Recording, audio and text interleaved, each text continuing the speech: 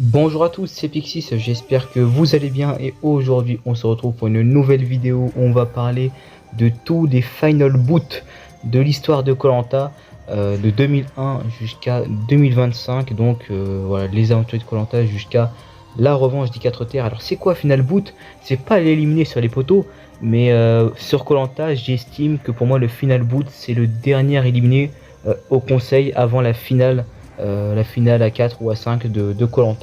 Donc voilà, c'est de ces candidats-là dont on va parler et on va commencer tout de suite avec la première final boot de l'histoire de koh, et c'est Françoise de koh 1, le premier du nom, koh les aventuriers de koh.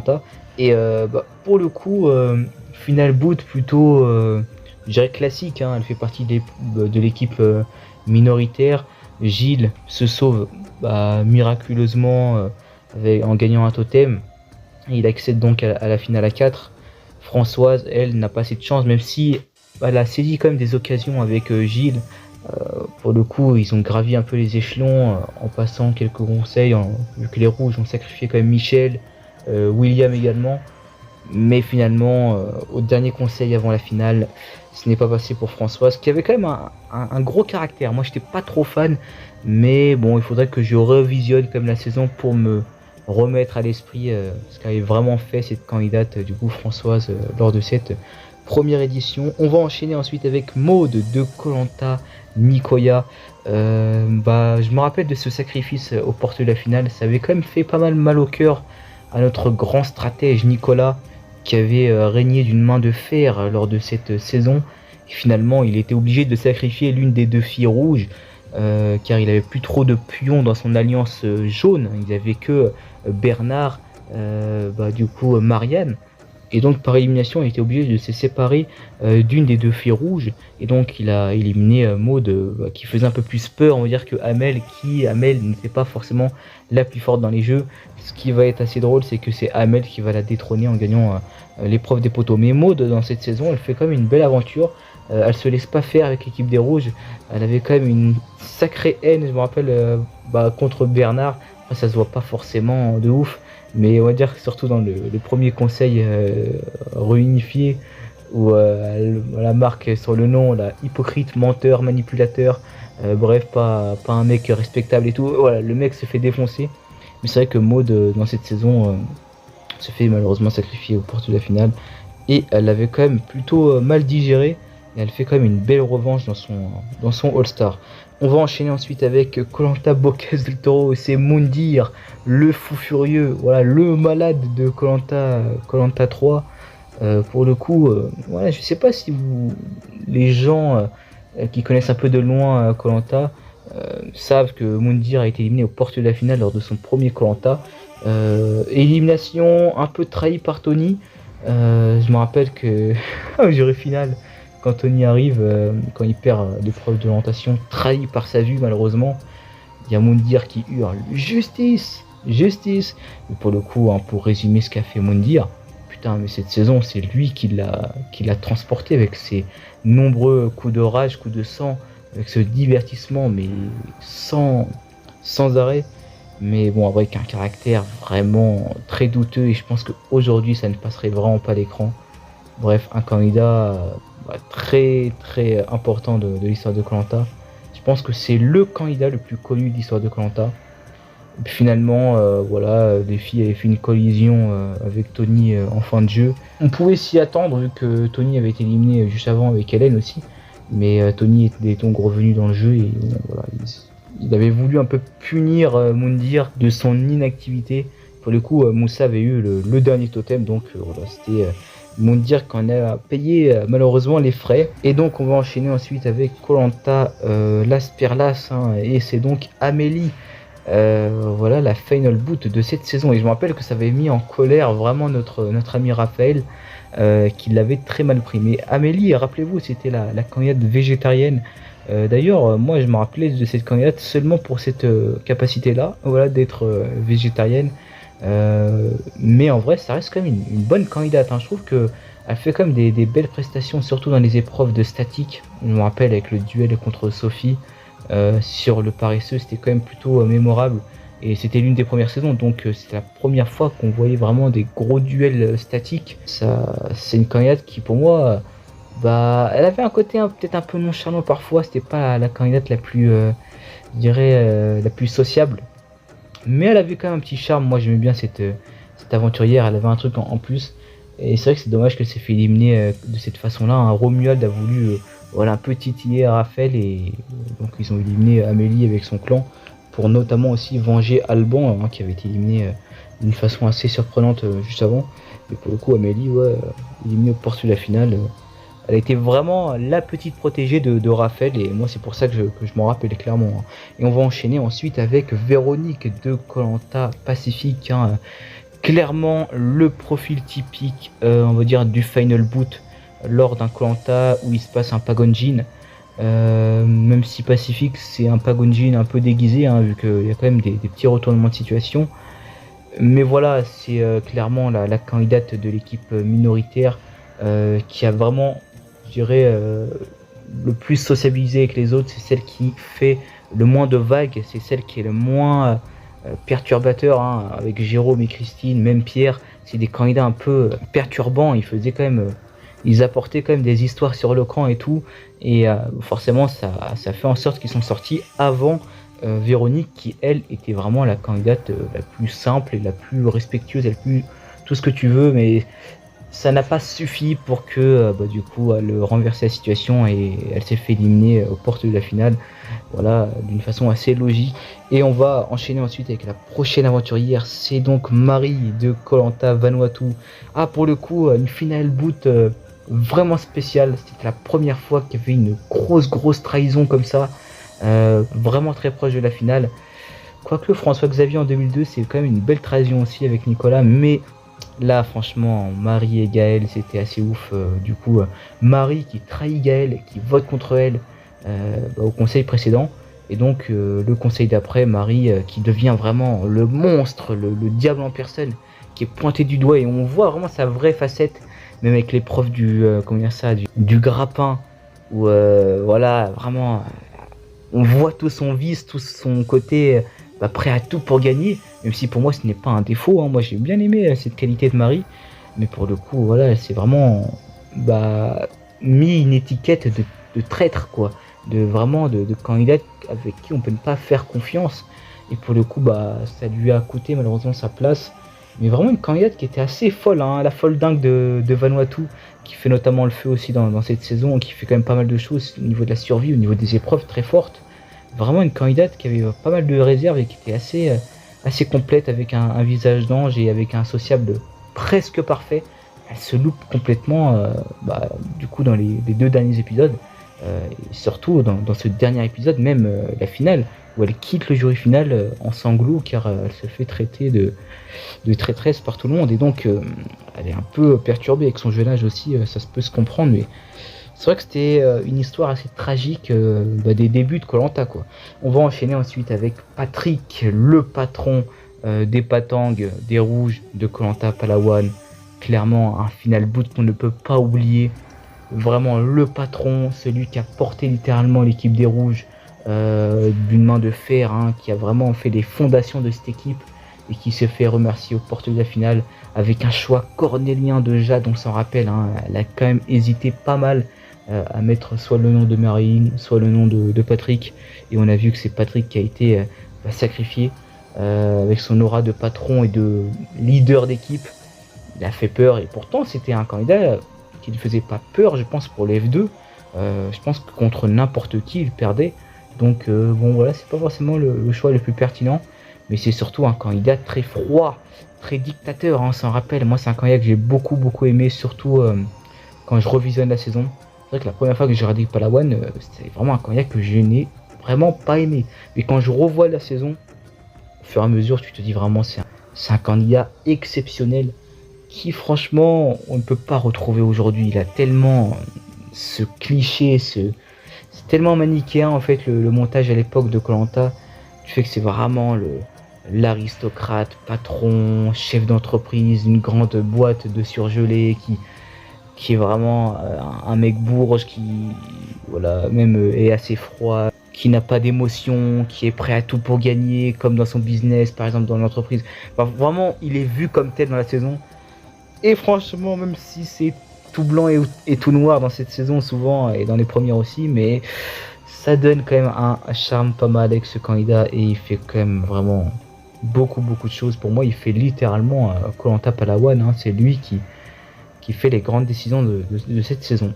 Et on va enchaîner ensuite avec du coup Carole, hein, la finale boot de Koh-Lanta Karamoan. Et Carole, hein, un peu trahie clairement, hein. C'est vrai que elle commençait à faire peur, surtout dans les épreuves type poteau, hein, type je dirais statique, vu qu'elle avait fait une exceptionnelle performance sur l'épreuve du paresseux, qu'elle a vraiment assuré, hein. C'est vrai que on oublie souvent cette performance de Carole, elle est vraiment super bien jouée dans cette épreuve là.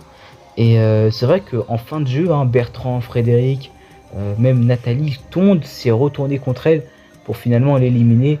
Et c'est vrai que voilà, apparemment son comportement en fin de jeu avait assez changé.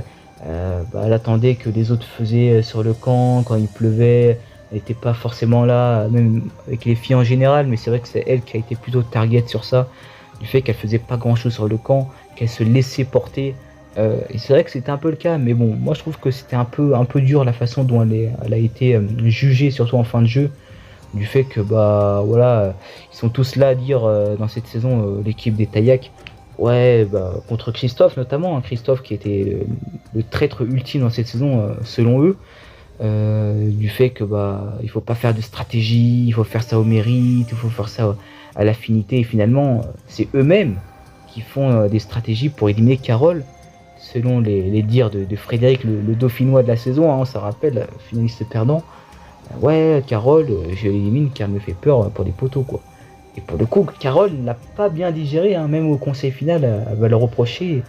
Et avec Christophe, ils vont être vus comme les méchants Taillacs qui se retournent contre leur équipe. Mais finalement, dans le fond, j'ai l'impression que c'est quand même eux qui ont raison, quoi. On va enchaîner ensuite avec la prochaine candidate, et c'est donc Catherine de Koh-Lanta, le retour des héros. Elle fait vraiment un meilleur Koh-Lanta que son premier, hein, en 2004. Et franchement, elle arrive jusqu'à du coup les 5 derniers, ce qui est assez étonnant, hein, vu que c'était quand même la candidate un peu je dirais facile à éliminer, surtout en début de jeu. Et quand même elle a prouvé, je dirais c'est un peu une revanche, contrairement à son premier Koh-Lanta où ça s'est un peu mal passé quand même en général avec son équipe. Elle a un peu prouvé que c'était pas la folle furieuse Kato du coup des premiers Koh-Lanta, donc ça fait plaisir, voilà, ça fait plaisir car c'est un retour pour moi bonifié, c'est pas un retour raté. Et puis quand même elle fait des choses assez intéressantes dans la saison. Notamment avec du coup les ambassadeurs, où elle va littéralement provoquer le tirage au sort avec Philippe, et elle en ressort indemne, ce qui fait d'elle quand même un peu une héroïne à ce stade du jeu. Je me rappelle qu'elle avait été assez bien accueillie par les filles jaunes avec ce beau je dirais ce beau sacrifice, hein, car ça, elle aurait pu littéralement y passer. Et ouais, franchement elle fait pour moi un bon retour, et malheureusement elle se fait éliminer aux portes de la finale car elle avait moins d'affinité avec les autres de son équipe. On va enchaîner ensuite avec le prochain Final Boot, et c'est donc Kader de Koh-Lanta Palao. On s'en rappelle, hein, c'est lui littéralement qui retourne la saison avec son retour, car il avait déjà été éliminé juste avant la réunification, mais il était donc revenu sur l'abandon médical d'Alexandre. Et donc ça a foutu le bordel, car Patrick avait récupéré Kader, et puis finalement les jaunes avait été éliminée, même s'il y avait quelques rouges qui sont sortis, comme Raphaël, hein, qui a été sacrifiée parce qu'elle était trop dangereuse, et voilà, elle n'avait pas su je dirais choisir vraiment son camp. Kader, lui, c'est sûr, il a choisi son camp, et c'était le camp des rouges avec Patrick, et clairement il aurait pu littéralement aller au bout avec ce dernier, mais il y a eu la coalition avec les femmes, avec Christina, Fabienne et Isabelle, qui a fait qu'il a été éliminé aux portes de la finale. Voilà, il n'avait pas forcément le meilleur social, c'est d'ailleurs l'un des candidats qui a reçu le plus de votes. Genre tous les jeunes dans tous les conseils votaient contre lui, mais c'est quand même Kader qui a été éliminé aux portes de la finale, malheureusement, car il n'était pas trop, je dirais, apprécié, notamment aussi par les filles. Et vu qu'elles étaient en majorité, ça n'a pas forcément fonctionné avec Kader. Puis aussi, c'était quand même une réelle menace pour l'orientation. C'est vrai que c'était un candidat qui était assez physique, et aussi pour les poteaux, hein. C'est vrai que physiquement, pour les poteaux, avec sa carrure aussi, voilà, son équilibre, je pense qu'il aurait pu être un bon concurrent. Donc peut-être que c'est rentré dans l'équation. Donc voilà pour Kader. On va enchaîner ensuite avec le prochain Final Boot, et c'est donc Myriam de koh, le choc des héros. Myriam Lamar. D'ailleurs, hein, c'était du coup l'ultime sportif de haut niveau qui restait. Hein, c'était littéralement un gros Pagonjin. Finalement, il restait plus que Myriam Lamar. Elle a été éliminée assez logiquement car elle avait perdu cette dernière immunité. Hein. Elle avait gagné quand même pas mal des immunités. Elle avait quand même fait un beau palmarès au niveau des épreuves. Je pense que c'est le sportif de haut niveau qui prouve le plus dans cette saison, et c'est celle qui va le plus loin. Et elle s'est fait forcément éliminer. Car elle n'avait pas eu l'ultime totem, c'était notamment Grégoire qui l'avait eu notamment avec un duel épique sur l'équilibre sur l'eau face à Freddy. C'était assez exceptionnel comme victoire, et Myriam n'a pas pu saisir ce passeport pour la finale, et c'était une élimination assez logique aux portes de la finale. Et on va donc enchaîner ensuite avec le prochain Final Boot, et c'est donc Kunle de koh Vietnam en 2010, un candidat que j'aime beaucoup et dont je n'ai pas beaucoup parlé sur cette chaîne. C'est vrai que Kunle, j'ai pas eu trop l'occasion d'en parler beaucoup. C'est un candidat que j'aime beaucoup. Il avait été éliminé aux portes de la finale forcément, hein, comme tous les candidats de cette liste. Et d'une façon, c'est vrai, voilà, c'était Philippe qui avait vraiment provoqué cette élimination de Kunle, notamment Claude. Du coup, son binôme, hein, c'était un beau binôme que j'aimais bien, n'était pas immunisé pour le dernier conseil. Donc ça aurait pu être Claude qui aurait été éliminé du coup au dernier conseil éliminatoire. Mais c'est vrai qu'on a eu donc une stratégie de Philippe qui avait quand même poussé pour que ce soit Kunle qui soit sacrifié aux portes de la finale, car il n'avait pas apprécié notamment le coup du coup au confort qui lui avait fait de casser la flèche à Philippe devant les yeux de sa femme. Ça l'avait mis assez vénère, et notamment aussi une question stratégique de se dire que Kunle en finale est potentiellement plus dangereux que Claude, qui est donc un candidat moins bien aimé que Kunle, qui franchement avait fait presque un koh parfait, sauf on va dire à l'épisode des bananes, mais candidat assez remarquable qui ne fait pas de vagues, qui est vraiment calme, qui est vraiment le candidat en retrait, la force tranquille. Un candidat que j'aime beaucoup, c'est ce genre de profil qui va assez loin, on va être honnête, hein. Et on va donc enchaîner ensuite avec le prochain candidat, et c'est donc Martin du coup dans koh Rajampat en 2011. Candidat mythique qui me fait rêver à chaque fois que je revois cet épisode 13 de koh Rajampat avec la chute de Martin en porte de la finale. Mais ça me fait tellement des frissons, je suis tellement comme un ouf. J'adore cet épisode, j'adore du coup cette finalité de Martin, même si c'est tragique, c'est la chute du champion, et ça fait qu'il perd cette rivalité face à Théoura lors de cette saison.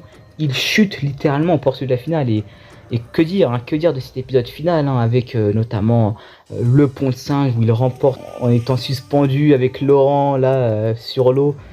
Littéralement, c'était assez mythique. Il remporte, il amène Laurent avec lui sur le confort sur le bateau, assez exceptionnel. En plus, assez marrant car dans ce confort là, Martin se rase à blanc. Voilà, c'est une histoire qui se rase littéralement, donc ça fait vraiment un candidat différent, tu vois.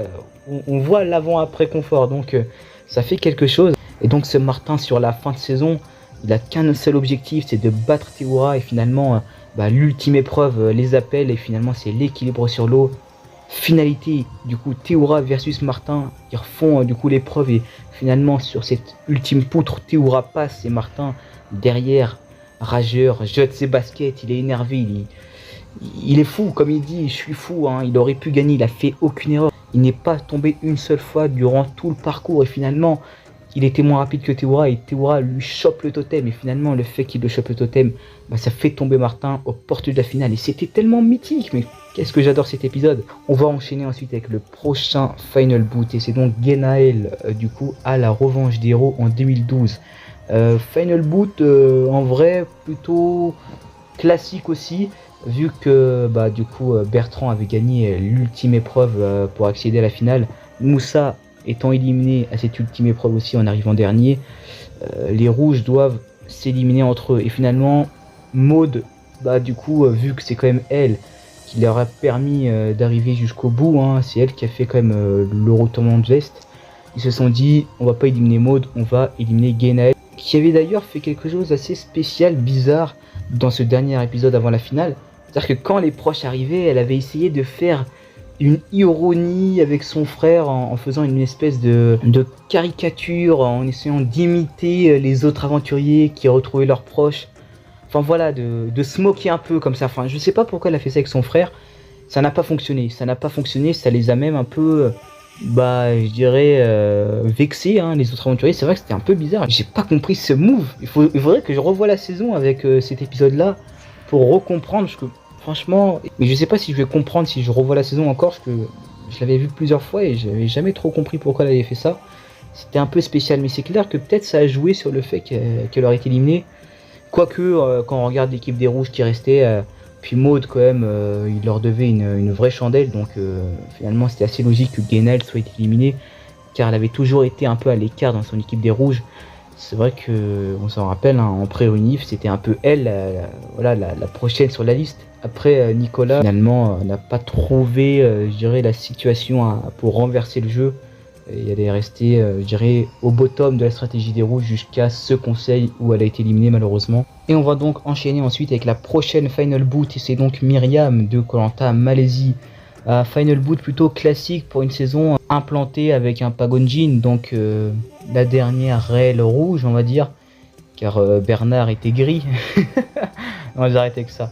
Mais c'est vrai, voilà, donc forcément c'était logique qu'elle soit l'ultime éliminée de cette saison. Il y avait donc une finale à 5, donc voilà, il n'y avait plus trop d'issue pour Myriam. Et c'est dommage, hein, car elle avait fait une belle prestation à l'équilibre sur l'eau contre Hugo, mais elle n'avait pas pu malheureusement remporter cet ultime totem. Mais c'est une candidate que j'ai beaucoup appréciée, toujours solaire, toujours souriante.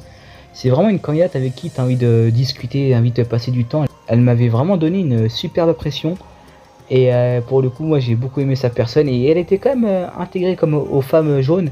Elle aurait pu tenter des retournements de situation, ce qu'elle a fait, je pense, hein. On a bien vu qu'elle n'était pas forcément la plus démunie niveau stratégie. En post-merge, c'était compliqué de sortir de là, mais Myriam avait quand même fait une belle prestation à mon goût.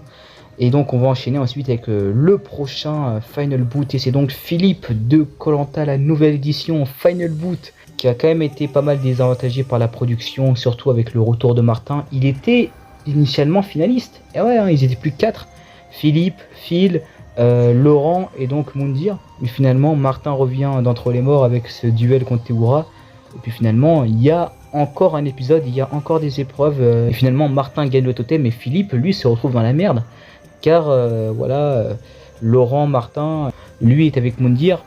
Voilà, Phil est entre les deux camps, et Phil galère à faire un choix, et limite il se dit ouais, votez contre moi, j'ai envie de partir. Parce que voilà, Phil cette saison s'était lié d'amitié avec tout le monde, même trop, parce qu'il était en mode je ne sais plus quoi faire comme choix. Enfin voilà, il était vraiment perdu. C'est pas le même Phil qu'on a eu en 2012, hein, clairement. Là il était vraiment Phil tout bisounours, tout lisse, parce qu'il avait quand même une belle position on va dire.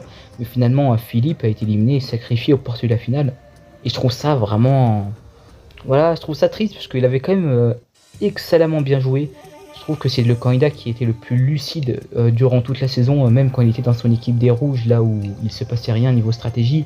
Il était là en interview, mais qu'est-ce qui se passe, c'est quoi cette équipe, on fait pas de stratégie, j'ai jamais vu ça, personne ne veut me faire des stratégies, je fais des stratégies avec personne. Voilà, quand je serai en réunification, je me mettrai avec mon clan, avec Moundir, avec tout ça. Finalement, on voyait qu'il avait le sens du jeu, et même hein, il remet Denis à sa place en pleine épreuve de confort, en disant non, on donne rien à l'autre équipe, on donne pas les raisons de l'élimination de telle personne, de telle chose, parce que voilà, c'est l'adversaire et tout. Le gars avait du répondant. Il avait vraiment envie d'être devant de la scène, contrairement à son premier Koh Lanta où il avait été un peu, je dirais, caché par Claude, hein, clairement, même s'il avait gagné. Voilà, il a fait un Koh Lanta vraiment différent de son premier, mais malheureusement qui n'aboutit pas à une finale. Je trouve ça dommage, car en finale, avec l'orientation, avec les poteaux, il aurait pu être un magnifique concurrent au F2 en fait. Et je crois en plus qu'il avait fait peur pour ses capacités d'orientation. Il avait fait une magnifique épreuve d'orientation dans son premier Koh Lanta. Je crois qu'aussi ça a joué aussi à son ultime élimination au porte de la finale. Donc assez dommage pour Philippe en 2014. On va donc enchaîner ensuite avec le prochain Final Boot que je trouve très très marquant. C'est Sébastien dans Koh Lanta Johor. D'ailleurs, petite anecdote, je sais pas si vous avez remarqué en tant que fan de koh, il y a 3 Sébastien qui se sont fait éliminer aux portes de la finale et qui se sont fait trahir, les 3. Un truc de fou. Mais on en parlera plus en détail quand on arrivera aux 2 autres. Mais déjà, pour ce premier Sébastien, donc en 2015, cette élimination aux portes de la finale, il l'a cherché. Il a mal joué. C'est un candidat qui a fait erreur stratégique sur erreur stratégique. J'ai rarement vu un candidat aussi mauvais stratégiquement, surtout dans les 2 derniers épisodes avant la finale. Franchement, il tombe dans tous les pièges, il ne fait rien de bon. Jessica lui propose une alliance avec Melissa, avec qui il s'entendait très très bien, et on va le voir notamment avec l'épisode le dernier avant la finale. Elle lui propose, tant que c'est possible, de retourner la situation et éliminer l'un des 3 seniors, Marc, Bruno et Chantal, car ils étaient en majorité et que lui était la 4e roue du carrosse.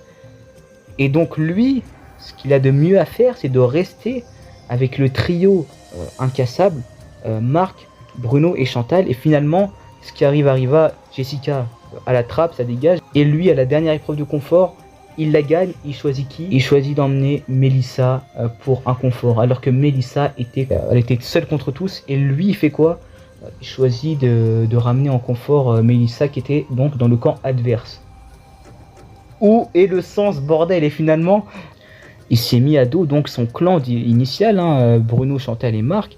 Et donc voilà, puisqu'en plus, il n'était pas forcément le plus actif sur le camp. Il quand même commençait à agacer Bruno et notamment aussi Marc. Et puis finalement, ça va aboutir à un clash aux portes de la finale. On se rappelle de ce mythique clash avec Sébastien, avec Marc, les 2 amis du début qui finalement... se sépare aux portes de la finale, et parce que Sébastien savait qu'il était éliminé, vu qu'il savait que Marc, Bruno et Chantal n'allaient pas se voter les uns contre les autres, et il savait que vu que Melissa avait gagné l'immunité, lui, il allait être forcément le dernier éliminé avant la finale. Et finalement voilà, il attend son sort comme ça, alors qu'il avait plusieurs possibilités pour, échapper à ça. Et finalement, il a tellement mal joué.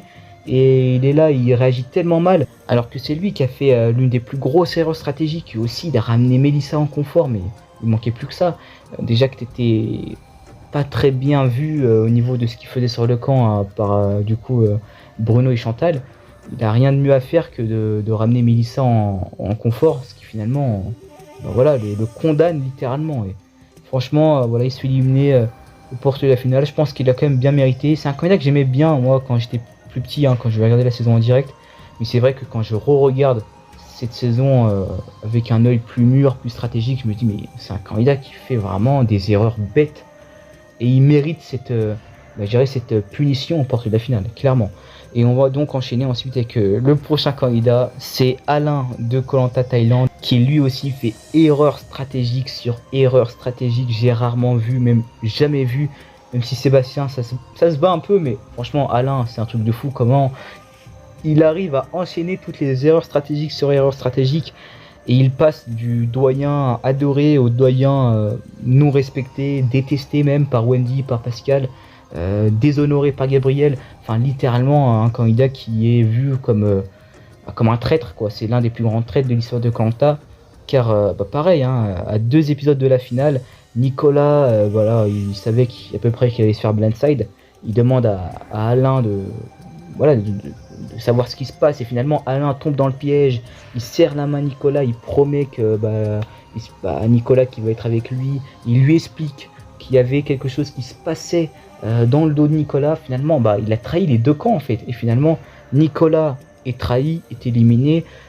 Et donc Alain, il a quand même trahi la confiance à Pascal. Ça s'est très mal passé pour lui. Et finalement, arrive le moment mythique de l'épreuve des sacs, où il donne tous ses poids à Wendy. Bon, finalement, c'est la règle du jeu.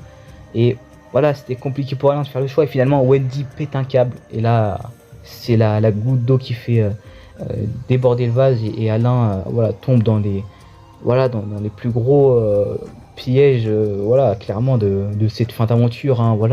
Il arrive au moment sur le camp et dit ah ouais, Cécilia elle a fait tomber tout le riz et tout, ouais je l'avais vu et tout, et il avait promis à Cécilia de pas le dire, et quand il est en danger, il vient et il le dit, le mec tombe dans tous les pièges. Il fait la gueule, il se met à l'écart, il fait clairement tous les mauvais choix pour ne pas accéder à ce carré final. Alors que Cecilia n'avait même pas remporté l'ultime épreuve d'immunité. Finalement, arrivé au conseil, il est éliminé. Blindside aussi, parce qu'il s'y attendait pas.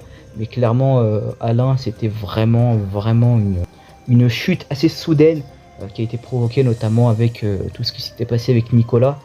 Du fait que voilà, il avait du mal à suivre, tout ce qui était stratégique. Le Béarnais un peu à côté de la plaque et finalement il se casse la gueule aux portes de la finale. C'était tellement triste à voir. Mais voilà, un peu mérité, hein, clairement un peu comme Sébastien, il tombe dans tous les pièges qu'il fallait pas tomber. Et ça lui coûte donc cette finale. Et on va enchaîner ensuite avec la final boot de Koh-Lanta, l'île au trésor. C'est donc Ludivine qui est complètement fantomatique. J'ai du mal à me souvenir vraiment de ce qu'elle a fait dans le jeu, car franchement très oubliable comme candidate. Moi je me rappelle juste qu'elle avait du coup changé d'équipe, vu qu'à un moment du jeu il fallait du coup envoyer un candidat de son équipe dans l'équipe adverse, et ça dans les deux équipes. Et Jean-Luc s'était désigné. Par contre elle avait été envoyée contre son gré dans l'équipe des jaunes, qui était donc une équipe mieux pour elle, hein. Elle s'est quand même mieux intégrée dans cette équipe là, elle s'est mieux sentie dans cette équipe là, mais franchement on n'a pas trop vu vraiment Ludivine dans cette saison. Et puis même cette élimination porte de la finale n'est même pas forcément une élimination choc, n'est même pas forcément une élimination intéressante. Être aussi inintéressante et aussi peu valorisée par le montage, aussi peu montrée, et même quand elle est montrée, c'est pas forcément pour des choses très intéressantes. C'est un tout du fait que de base la candidate n'est pas forcément des plus intéressantes, mais en plus elle n'est pas aidée par le montage, donc voilà, forcément pas marquante. On va enchaîner ensuite avec le prochain candidat, et un candidat assez marquant pour moi en termes de final boot, c'est Sébastien de Koh-Lanta Cambodge. Une élimination qui m'avait beaucoup marqué. Je me rappelle de ce dernier épisode avant la finale de Koh-Lanta Cambodge, l'un de mes préférés, tout épisode de Koh-Lanta confondu. Cet épisode là, c'est l'épisode même où il y a Clémentine qui dit à Frédéric, j'ai deux votes pour bénéficier de confort avec son compagnon.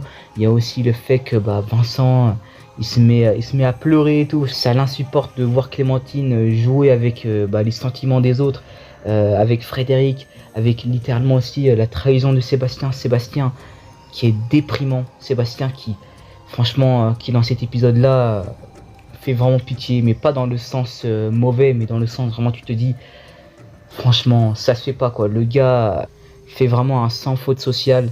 Il fait tout bien du début jusqu'à la fin, et Clémentine est son allié du début jusqu'à la fin, jusqu'à cet épisode là. Clémentine se dit à Sébastien, ça commence à être un rival potentiellement trop dangereux, donc vaut mieux que je l'écarte dans mon équation. Alors que Sébastien était avec Clémentine depuis le tout début, elle a privilégié garder donc Vincent et Frédéric, qui se sont donc les trois auto-sabotés. C'était trois potes qui finalement étaient sur la sellette lors de cet ultime conseil. Finalement c'est Sébastien lui-même qui a été éliminé d'une façon, il se fait remercier d'une façon assez particulière de sa loyauté envers Clémentine depuis le début. Et franchement cet épisode là m'avait beaucoup marqué. Sébastien m'avait vraiment fait de la peine, clairement, ça c'est clair. Il m'a vraiment fait de la peine du fait que franchement ce profil là, qui honnêtement était vraiment un winner pick. Moi quand j'étais petit, je m'y attendais absolument pas, j'étais comme ça, j'étais scotché devant l'épisode, j'étais en mode quoi, je m'y attendais pas quoi. Pour moi c'était sûr qu'il passait la finale, au moins. Trop dangereux pour le jury, avec un jury management parfait. C'est vrai que s'il avait atteint la finale, il aurait été un redoutable compétiteur, même pour les poteaux, et ça aurait été un candidat presque trop fort pour les autres. C'est vrai qu'il a été assez fort, il avait gagné quand même pas mal d'épreuves, mais qui quand même tombe de très haut aux portes de la finale, ça c'est vrai. Et je me rappelle vraiment de cette élimination assez choc de Sébastien. Et on va donc enchaîner ensuite avec la prochaine candidate, et c'est Marguerite de Koh-Lanta Fidji. Final boot, voilà, plutôt prévisible on va dire, surtout quand on voit que les jeunes avaient vraiment pris le lead. Tu te dis que ouais, Marguerite c'était la candidate qui était la plus en danger. Et pourtant personnellement, c'était ma préférée entre Sandrine et Marguerite. Je préférais Marguerite. Marguerite était une candidate que j'aimais beaucoup. Pourtant, au début de la saison, quand je la voyais, je me disais, ouais, elle va se faire éliminer, épisode 2, épisode 3, allez, limite épisode 6, mais ça va pas plus loin. Et finalement, Marguerite, elle gravit les échelons, elle se crée des alliés, elle arrive quand même à aller très très loin. Et franchement, moi, je suis quand même ravi que Marguerite ait fait ce beau parcours, car au début, c'était pas parti pour ça, quoi. Elle n'était pas forcément, je dirais, favorite pour aller aussi loin. Et je suis quand même déçu qu'elle se fasse sacrifier comme ça. Mais c'est quand même assez cool de se dire qu'elle est arrivée jusqu'au F5 pour Marguerite. On va enchaîner ensuite avec la prochaine candidate. Et c'est donc Nathalie de Koh-Lanta, le combat des héros. Ah, moi, Nathan Hardin, j'ai pas beaucoup apprécié, hein, franchement. Je l'ai pas trop aimé, franchement. Je la trouvais qu'elle faisait la tronche, elle faisait la gueule. Elle fait pas. Ouais, certes, elle a réussi à, un peu comme Marguerite d'ailleurs, à gravir des échelons. Au début, tu te dis, ah ouais, bah elle va virer en première de son équipe, elle fait que chercher le collier. On voit que les autres se moquent un peu d'elle, les autres ne sont pas trop attachés à elle socialement.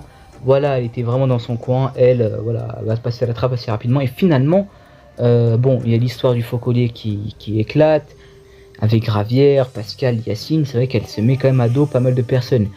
Mais ce qui est le plus marrant, c'est qu'après l'étape des binômes, au fur et à mesure, elle arrive à se mettre dans l'alliance même de Pascal et Ravière. Et c'est quand même assez incroyable de se dire que de base, elle était partie pour être éliminée dans les premières. Et elle n'était pas forcément appréciée, et on l'a bien vu, hein, il y a eu des gros clashs qui ont explosé. Et de se dire qu'elle a réussi à retourner la situation à son avantage et arriver à faire des belles prestations. C'est vrai que cette candidate dans ce All-Star a quand même remporté pas mal d'épreuves, hein. Je sais plus trop le nombre exact, mais je crois que c'est 3-4 épreuves. Elle a quand même, c'est elle qui a gagné le plus d'épreuves dans ce Koh-Lanta là, ça c'est sûr, mais elle a quand même plutôt marqué les esprits. Après, elle se fait éliminer au porte de la finale, voilà, parce qu'il n'y avait pas trop le choix. Il y a quand même eu le blindside de Cassandre avant. Cassandre a été éliminée avant Nathalie. Quand même, tu me dis ça au début de la saison, j'y crois même pas. Franchement, c'est quand même un parcours assez mémorable, hein, franchement. Après, quand tu arrives dans le F5, quand tu vois tous les candidats qu'il y a, Jérémy notamment, qui avait déjà le collier, qui est donc en finale, avec aussi Clémence.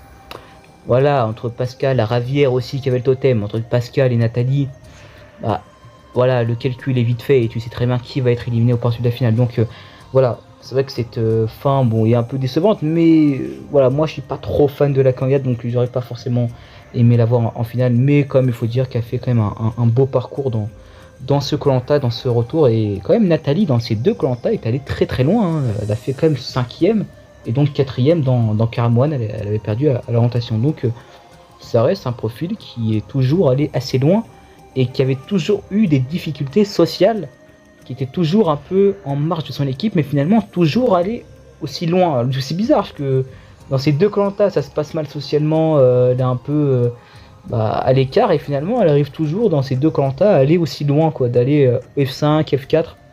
C'est quand même plutôt invraisemblable. On va enchaîner ensuite avec le prochain candidat, et c'est donc Cyril de Koh-Lanta, la guerre des chefs. Et oui, final boot plutôt mémorable. D'ailleurs, c'est le seul final boot à être éliminé sur une boule noire. Et oui, hein, quand même un conseil mémorable. Voilà, Clos, Cyril, boule blanche, boule noire. Finalement, le pire se passe, c'est Cyril qui tire à la boule noire et Clos qui tire à la boule blanche. Mais Cyril, ce tirage au sort ne l'a pas attendu.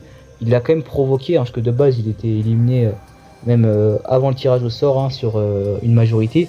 Mais il a quand même déclenché une égalité en faisant de la pitié à Cindy, en jouant les gros violons, en étant vraiment un maestro de la stratégie. Je trouve que Cyril, ça a été un candidat qui jouait de la stratégie, mais il l'a joué assez finement, même si ça a été un peu démasqué par Mohamed, par tout ça.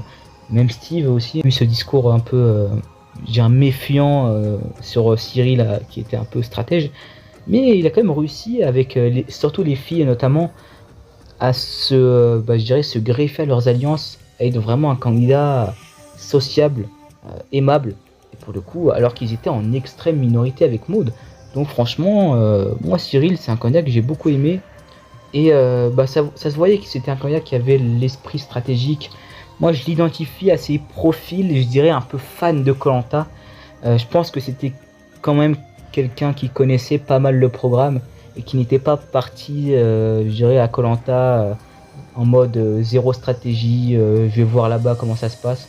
Je pense qu'il avait quand même l'aspect stratège de Koh-Lanta avant même d'y aller. Et on va donc enchaîner ensuite avec le prochain Final Boot, c'est donc Régis de Koh-Lanta, l'île des héros. Et Régis, c'est dommage car ça a toujours été la 5e roue du carrosse.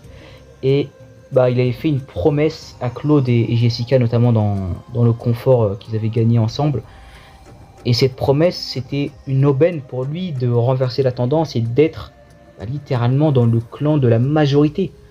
De ne plus dépendre des jaunes, car chez les jaunes, il était en bas de l'échelle. Et Régis tombe dans le piège de clairement trahir le mauvais camp. Et que même s'il était arrivé en finale, je pense qu'il n'aurait pas gagné. Mais même dans les deux camps en fait. En fait, dans tous les cas, il n'aurait pas gagné, j'ai l'impression. Donc c'est un peu compliqué à déterminer. Et pour moi, autant miser la sécurité et être finaliste. Donc arriver avec Claude, Jessica et donc Eric et lui-même pour avoir la majorité et donc assurer la finale. Or, il a décidé de trahir Jessica et Claude. Et donc Claude lui a fait payer en gagnant l'ultime immunité, en ayant le vote noir, en ayant le collier.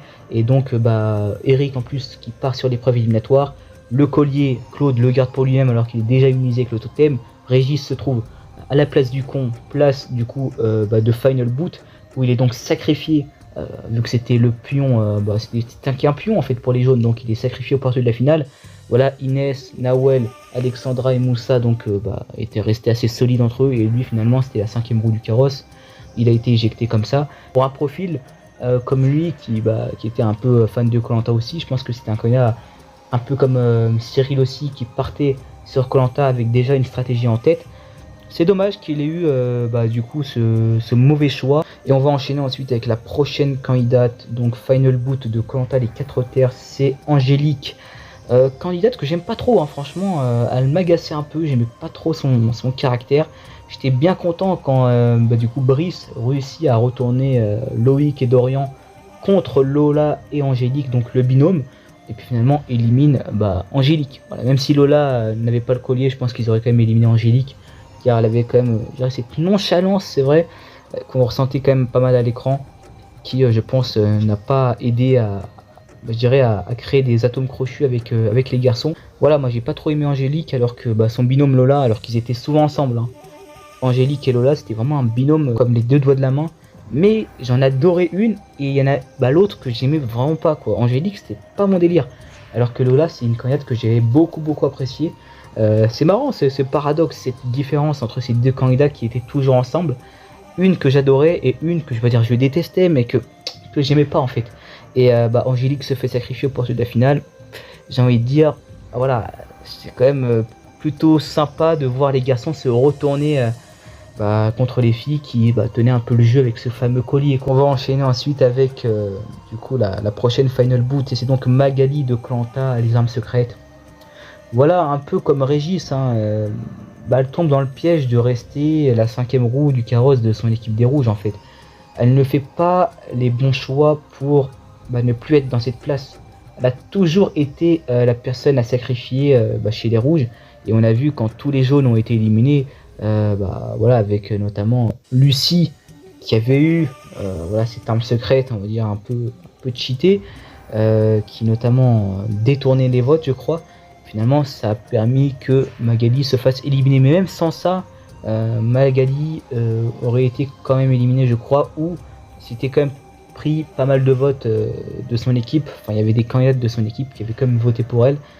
Donc n'a pas réussi, je dirais, à vraiment se créer un clan fort, on va dire, au niveau sociable, au niveau affinité, ce qui lui a permis d'être du coup la dernière éliminée au conseil avant la finale de ce Koh-Lanta, les armes secrètes, tout simplement. C'est dommage de voir des profils comme ça qui n'essayent pas ou ne réussissent pas à changer de statut dans leur Koh-Lanta, ce qui n'est pas le cas de tous les candidats, mais en majorité c'est ce genre de candidats qui restent toujours à la même place, qui finalement se retrouvent comme des cons aux portes de la finale et se font sacrifier car il n'y a plus aucun jaune, ou il y a un jaune qui sort un collier, ou il y a un jaune qui chope un totem, et finalement ils se retrouvent obligés de sacrifier l'un des leurs, et c'est souvent le genre de profil comme Magali qui saute, quoi. Donc c'est assez dommage de voir ce manque de jeu en fait. Après, est-ce que c'est facile à mettre en place au niveau du jeu? Je ne sais pas. On va enchaîner ensuite avec le prochain Final Boot, et c'est un Final Boot spécial, c'est Sam de Koh-Lanta la légende. Un Final Boot qui a été éliminé sur une épreuve éliminatoire, car oui, dans cette saison, le dernier éliminé au conseil, c'est Hugo. Mais Hugo, avec le twist, revient.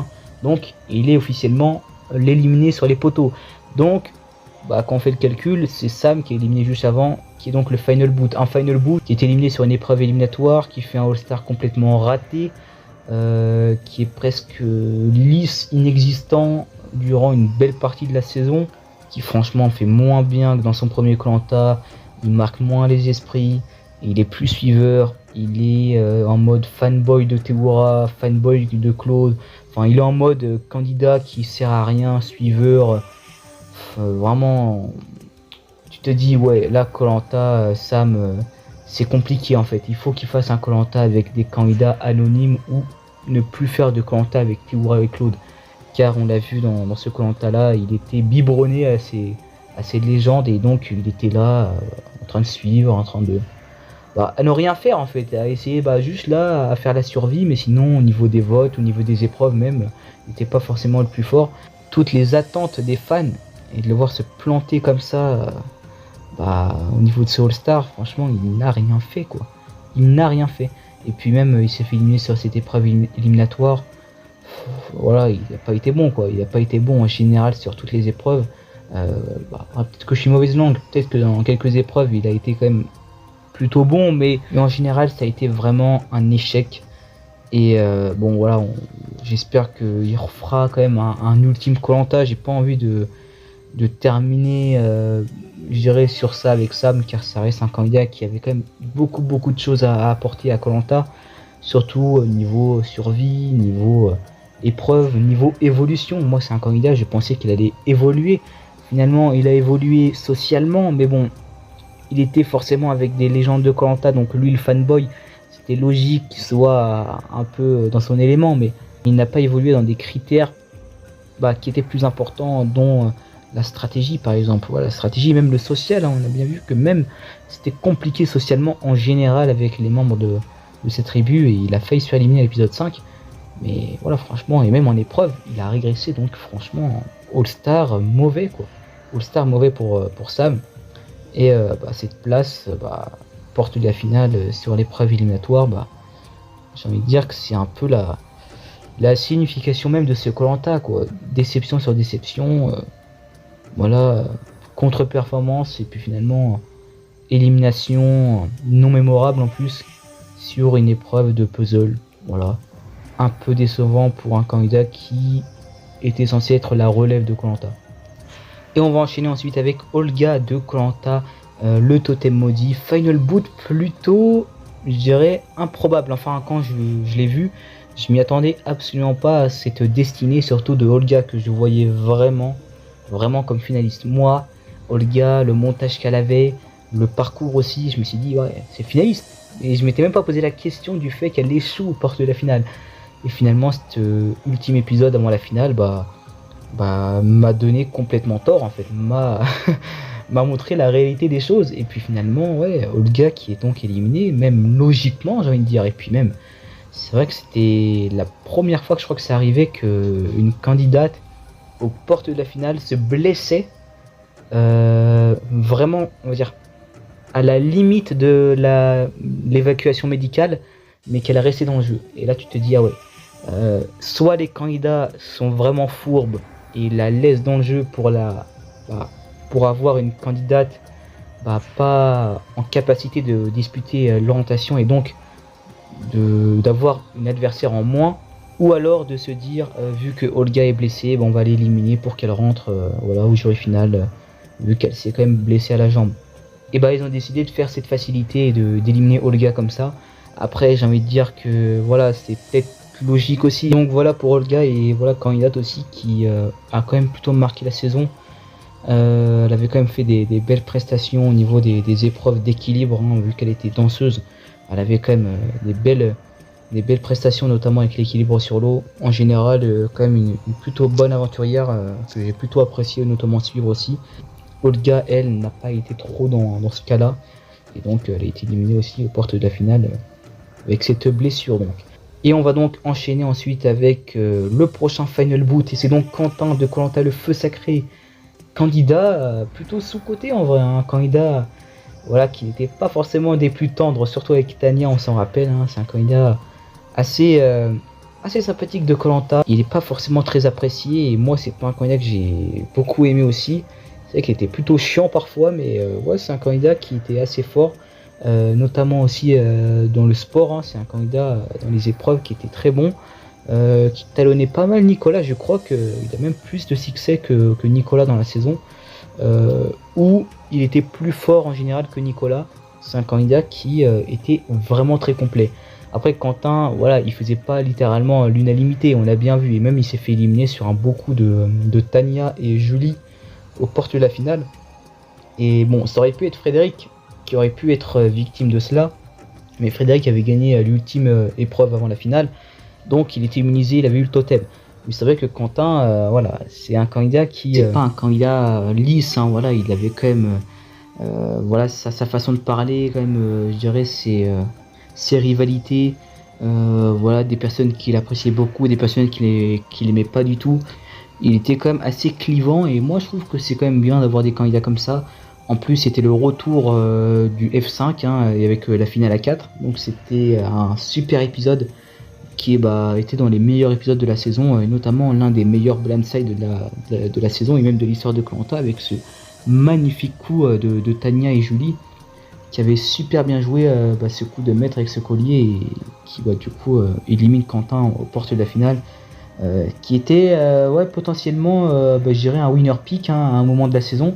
Et c'est vrai qu'on s'en rappelle, hein, avec cette élimination de base aux ambassadeurs, mais bon, il a réintégré le jeu vu que Grace a décidé d'abandonner juste après du coup le sacrifice de Quentin, donc plutôt incompréhensible. Mais bon, c'est vrai que cette équipe jaune était assez solide, et ça a permis que y ait des choses qui se passent pas mal en réunification. Et c'est vrai que Quentin était souvent dans les petites histoires, et notamment dans de belles stratégies aussi, hein, clairement. On va enchaîner ensuite avec le prochain Final Boot, et c'est donc Sébastien, le troisième, hein, oui, ça fait 3 Sébastien du coup qui ont été éliminés aux portes de la finale, ça fait quand même beaucoup. Et en plus, ce troisième Sébastien, il a été également trahi, comme les deux autres dont je vous ai parlé. Trahi par qui? Par Amri, le Jafar, voilà, le traître. Ah ouais, clairement, hein, Sébastien qui avait déjà été éliminé au binôme, qui a eu la chance de revenir sur l'abandon médical donc de Jean, faisant un duel contre son ami Aurélien, qui l'a remporté. Et ce retour dans le jeu, c'est vrai qu'il l'a eu, il a eu mauvaise, hein, on l'a vu qu'il avait eu mauvaise avec Amri. Il était vraiment en mode compétiteur, il voulait littéralement aller dans le camp de David, le camp adverse, le camp des rouges, mais finalement Amri réussit quand même à le convaincre de rester avec les jaunes, et finalement Sébastien tombe dans le panneau, clairement, ne donne pas le collier à David pour qu'il se sauve, et finalement au revote, David du coup sort à l'avant-dernier conseil, et finalement lors de ce dernier épisode avant la finale, qui est l'un de mes épisodes préférés, et notamment aussi avec les chasseurs d'immunité en 2024, j'avais adoré cet épisode, et aussi cette trahison incroyable aux portes de la finale, Sébastien qui se fait rééliminer, trahi par Amri une nouvelle fois, une seconde fois, trahi une deuxième fois. Amri l'a éliminé 2 fois aux portes de la finale. Sébastien, voilà, qui revenait en plus d'entre les morts, hein. Et franchement là, c'est vrai que cette seconde fois, il l'a vraiment mal digéré, et pour le coup, ça peut se comprendre. C'est vrai que c'était quand même assez sale la façon dont il se fait éliminer, mais Sébastien était un réel danger, hein, notamment dans les épreuves. Je te dis, au jury final, c'est un peu le candidat parfait qui gagnerait la saison. Et donc on va enchaîner ensuite avec le prochain Final Boot. C'est donc Hugo, lors de la tribu maudite, où franchement là il fait un Koh-Lanta, peut-être son meilleur Koh-Lanta, hein, selon les gens c'est son meilleur Koh-Lanta, car il a un jeu plutôt complet, hein. Il jongle sur sa réelle personnalité, sur ce qu'il est, avec quand même une petite touche de stratégie. On voit qu'il quand même il s'essaye à la stratégie, même si c'est pas toujours très glorieux. Ça reste quand même plutôt sympa, même si parfois il y a des coups qui te font un peu rager, hein, c'est-à-dire d'utiliser son collier pour éliminer Gustin. ça ne sert littéralement à rien. Mais bon, on va dire que il a quand même tenté de faire de la stratégie, il a quand même tenté de faire des choses, mais dans cette saison, malheureusement en fin de saison, c'était vraiment parti comme un gros pagonjin. Et Hugo clairement elle a subi du coup l'ultime conseil, hein, c'était vraiment le choix final à faire, hein, surtout avec sa prestance et avec tout son appréciation au niveau du jury.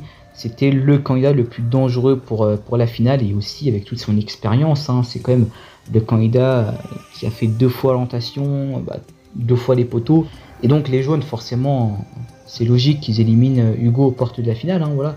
Et donc Hugo quand même a été éliminé 2 fois aux portes de la finale, hein, dans Koh-Lanta la légende et dans Koh-Lanta du coup la tribu maudite. Après dans la légende, comme je l'ai dit, il était revenu et éliminé sur les poteaux, donc je l'estime pas qu'il est éliminé aux portes de la finale, mais bon sur le papier si. Mais en tout cas voilà. Et on va donc terminer avec la dernière Final Boot qu'on a eu. Final Boot qui m'a plutôt surpris, que j'aime beaucoup. C'est donc Céline de Koh-Lanta, la revanche des 4 terres. Céline qui a été trahie par Jérôme du Sud, hein, Jérôme Catalan. Clairement une élimination assez choc, hein, franchement je m'y attendais pas. Moi je pensais que c'était Jérôme Deslandes qui était complètement perdu. Je pense qu'il était fini. Moi je t'ai dit Jérôme Deslandes ça dégage quoi. Le mec voilà, on voyait aussi qu'il faisait pas trop d'efforts pour se sauver de cette situation. Et franchement je m'y attendais pas à que Céline donc se fasse éliminer voilà par Jérôme, et donc que Jérôme et Claire changent d'alliance quoi. Ils se disent ouais on va aller avec les oranges et donc éliminer Céline. Et c'est vrai que Céline en vrai elle avait plutôt le profil winner pick. Moi je trouve que Céline ça aurait été quand même une candidate potentiellement pas surprenante à la victoire. Moi c'était dans mon esprit une candidate assez implantée à la finale quoi. Je pensais pas que Céline allait être éliminée aux portes de la finale, vous voyez. Et même si les bleus auraient changé de camp, moi je pensais que c'était plus Gaël qui était dans le viseur. Et finalement éliminer Céline, alors que Céline avait comme projet de donner son collier bleu à Jérôme, c'est vrai que ça fait quelque chose. Et même son élimination, sa réaction, ça m'a plutôt surpris, vu que elle a toujours été au mérite, toujours eu des bonnes réactions, même si parfois voilà il y a eu des coups, hein, même quand il y a eu le blindside contre son amie Louise, voilà, elle avait quand même réagi plutôt bien, on va dire. Elle était toujours dans la nuance, elle essayait toujours de comprendre l'autre, et finalement là, aux portes de la finale, bam, elle se fait dégager d'une façon mais sale, hein, quand même. C'est quand même plutôt sale, et finalement elle part et elle en voulait quoi.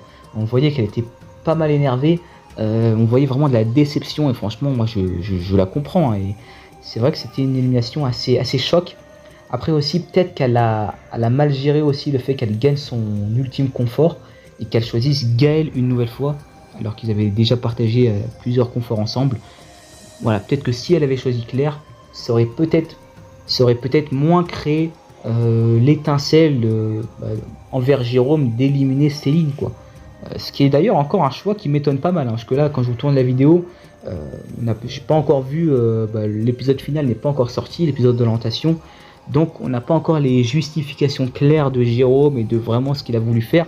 C'est vrai que c'est plutôt surprenant, même pour son jury management. Voilà, là, clairement les verts vont pas être trop de son côté. Voilà, c'est pas mal surprenant, mais ça reste quand même une émission assez intéressante. Et ça a été un épisode que j'ai plutôt apprécié. Donc voilà, n'hésitez pas à me dire ce que vous avez pensé de cette vidéo. Vidéo assez longue, c'est vrai que j'ai beaucoup parlé. Mais franchement, j'adore l'épisode juste avant la finale, l'épisode qui inclut donc le dernier conseil éliminatoire. J'adore cet épisode là, et généralement quand il y a des trahisons et quand il y a des choses qui se passent pas comme prévu dans cet épisode là, ça donne des pépites, et c'est généralement mes épisodes préférés de la saison de Koh-Lanta. Donc n'hésitez pas à me dire ce que vous en pensez, et du coup voilà, moi je vous dis à la prochaine pour de prochaines vidéos. Allez, salut!